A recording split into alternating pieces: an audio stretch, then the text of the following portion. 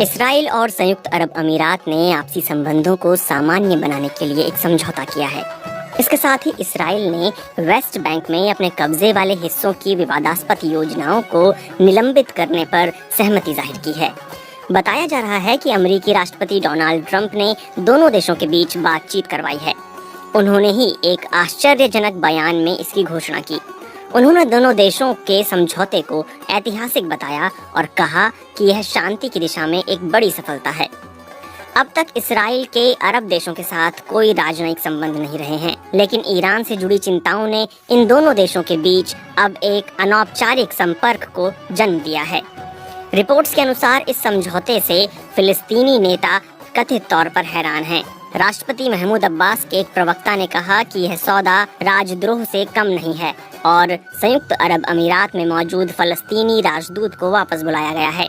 वहीं राष्ट्रपति ट्रंप ने इसराइल के प्रधानमंत्री नेतन्याहू और अबू धाबी के crown prince Mohammed Al Nahyan के बीच समझौते को वास्तव में एक ऐतिहासिक क्षण कहा है। साल 1948 में इसराइल बनने के बाद से यह सिर्फ तीसरा इसराइल अरब शांति समझौता है। इससे पहले मिस्र ने 1989 में और जॉर्डन ने 1994 में एक समझौते पर हस्ताक्षर किए थे। प्रेस से बात करते हुए अमेरिकी राष्ट्रपति ने कहा कि अब जब बर्फ पिघल ही गई है तो मुझे उम्मीद है कि कुछ और अरब मुस्लिम देश संयुक्त अरब अमीरात का अनुसरण करेंगे।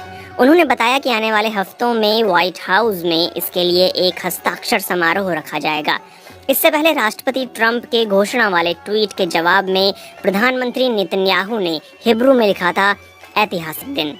एक टीवी संबोधन में प्रधानमंत्री नेतन्याहू ने कहा कि उन्होंने वेस्ट बैंक पर कब्जा करने की योजना को फिलहाल स्थगित कर दिया है, लेकिन इस योजना से जुड़े दस्तावेज उनकी मेज पर रखे रहेंगे। अगर इसराइल इस योजना पर अभी आगे बढ़ता तो वेस्ट बैंक के कुछ हिस्से आधिकारिक रूप से इसराइल के कब्जे में आ सकते थे।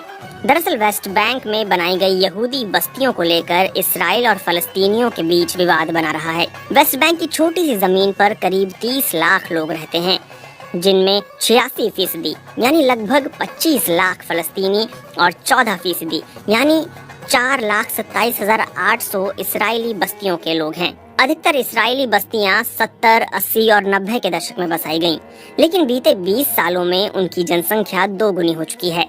वहीं फलस्तीनी अपने कब्जे वाले वेस्ट बैंक, पूर्वी यरूशलेम और गजा पट्टी को मिलाकर अपना एक देश बनाना चाहते हैं। संयुक्त अरब अमीरात से समझौते के बाद प्रधानमंत्री नेतन्याहू ने कहा कि यहूदियों और समारिया यानी कि वेस्ट बैंक के क्षेत्र में अमरीकी सहयोग से हमारी संप्रभुता को लागू करने की मेरी योजना में कोई बदलाव नहीं आया है। मैं इसके लिए प्रतिबद्ध हूँ, यह बदला नहीं है। मैं आपको याद दिलाता हूँ कि मैंने ही इस मुद्दे को बतौर पीएम उठाया और मैं विश्वास दिलाता हूँ कि ये मुद्दा मेरी टेबल पर बना रहेगा। नेतन्याहू ने कहा है कि वो ऊर्जा, जल और पर्यावरण संरक्षण समेत कई अन्य क्षेत्रों में संयुक्त अरब अमीरात के साथ मिलकर काम करेंगे। साथ ही इसराइल कोरोना वायरस वैक्सीन विकसित करने में यूएई के साथ सहयोग करेगा।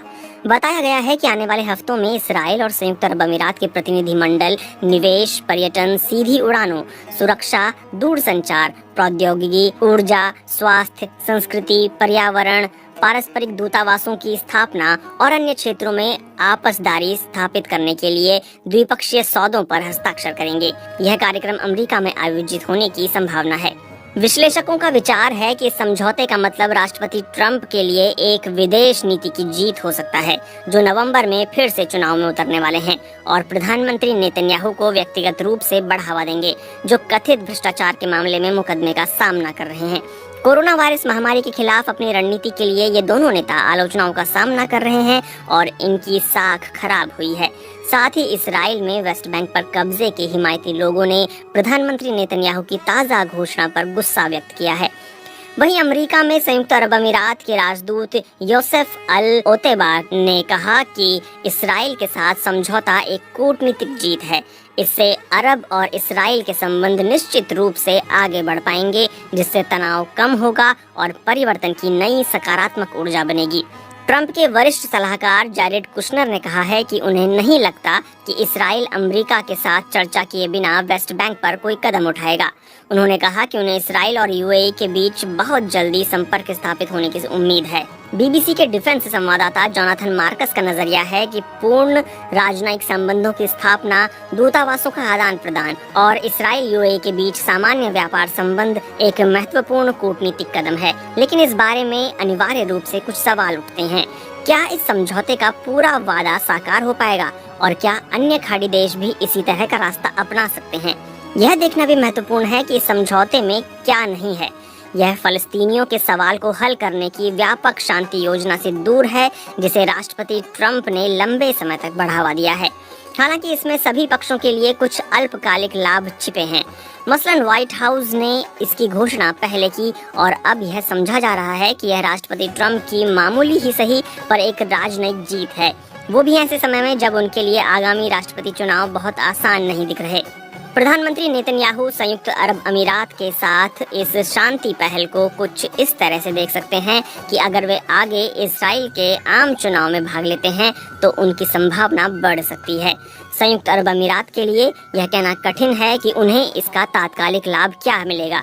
हालांकि अमेरिका के साथ उनके संबंध मजबूत होंगे और इसराइल के साथ समझौते से उन्हें महत्वपूर्ण आर्थिक, सुरक्षा और वैज्ञानिक लाभ मिल सकते हैं।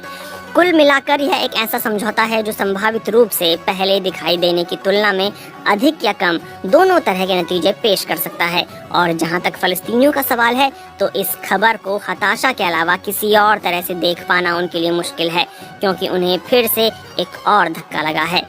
यूके के प्रधानमंत्री बोरिस जॉनसन ने कहा है कि वेस्ट बैंक में कब्जे की कार्यवाही आगे ना बढ़े, यह अच्छी बात है और इसराइल यूएई के समझौते से मध्य पूर्व में शांति बहाल करने में मदद मिलेगी। मिस्र के राष्ट्रपति ने भी इस डील का स्वागत किया है। वहीं जॉर्डन के विदेश मंत्री अयमान सफादी ने कहा है कि इस समझौते से रुकी हुई शांति समझौतों को आगे बढ़ाने में मदद मिलेगी।